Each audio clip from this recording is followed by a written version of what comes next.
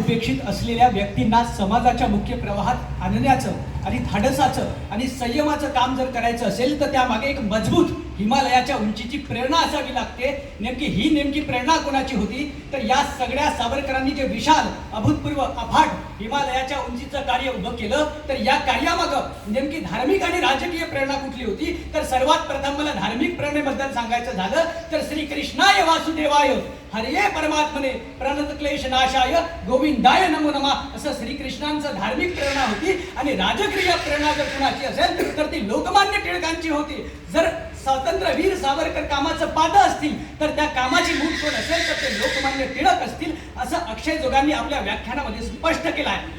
प्रस्तुत विषयाच्या अनुषंगाने स्पर्धक नोंदणी क्रमांक 2 अर्थात शुभम बायस्कर अमरावती स्वातंत्र्यवीर विनायक दामोदर सावरकरांची कर्तव्य कठोरता या विषयावर विचार व्यक्त करण्यासाठी मी आपल्या समक्ष उभा आहे.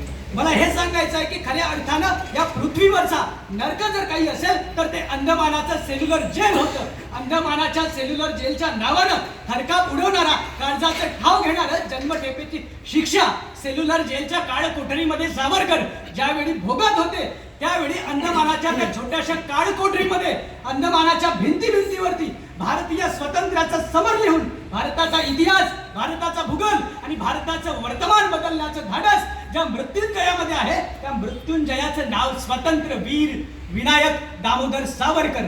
खऱ्या अर्थानं सावरकरांनी विश्व मानवल्याची संकल्पना या देशामध्ये मांडली.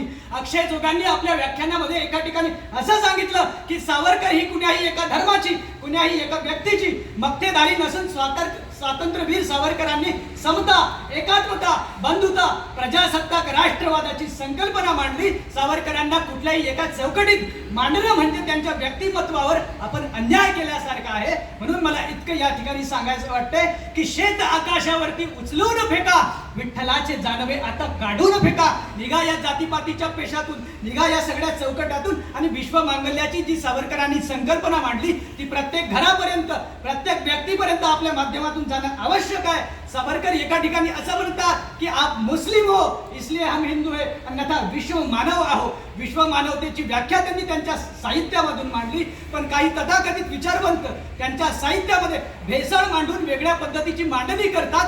अशा काळामध्ये इथे उपस्थित असलेल्या प्रत्येकाची एक महत्त्वपूर्ण जबाबदारी आहे. ती आहे की सावरकरांनी नेमकं काय मांडलं, नेमकं काय सांगितलं याचा अभ्यास करून खरंच स्वातंत्र्यवीरांचं कार्य या समाजामध्ये जाण्याची आवश्यकता आहे. स्वातंत्र्यवीर सावरकर ट्रायडनच्या समुद्र किनाऱ्यावर ज्यावेळेला फेरफटका मारतात त्यावेळेस स्वातंत्र्यवीरांनी भारतामध्ये आणि भारताच्या बाहेर अनेक क्रांतिकारी सशस्त्र क्रांतीच्या चळवळी राबवल्या.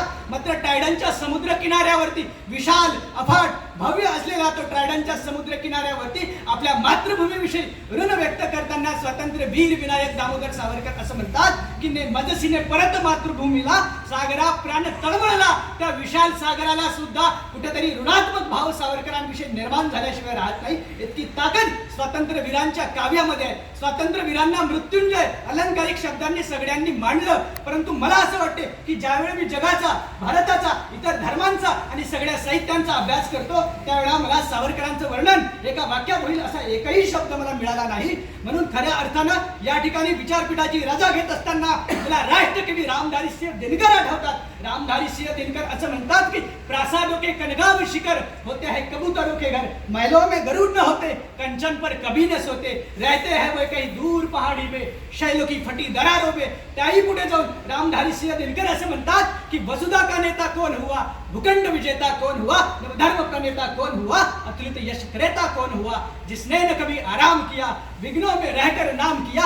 असं स्वातंत्र्यवीरांनी अनन्वित अत्याचार त्यांना ज्या ज्या पद्धतीने वेगवेगळ्या शिक्षा ठोठावण्यात आल्या त्यावेळेस कुठेही डगमगता आपल्या मातृभूमीविषयी, आपल्या राष्ट्रप्रेमाविषयी आणि स्वतंत्रता देवीविषयी किती आराधना असली पाहिजे, किती निष्ठा असली पाहिजे असे कर्तव्य कठोर सावरकर या माध्यमातून आपल्या सगळ्यांच्या माध्यमातून समोर जात असताना आणि विचारपीठाची रजा घेत असताना मला इतकंच सांगायचं आहे की रसिका तुझं सामोरे जाताना, रसिका तुझं सामोरे जाताना मला इतकंच सांगायचं आहे की हर घर सावरकर समितीच्या माध्यमातून जे कार्य होत आहे, रसिका तुझं सामोरे जाताना माझी या वाणीला दम न यावा.